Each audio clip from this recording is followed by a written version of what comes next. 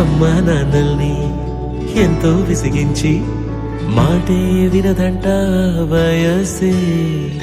ఇప్పుడే గుర్తొస్తే అన్నీ వదిలేసి మా గుండె తిరిగేదా చోటే.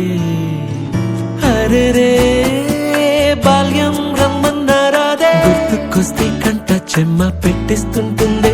స్నేహ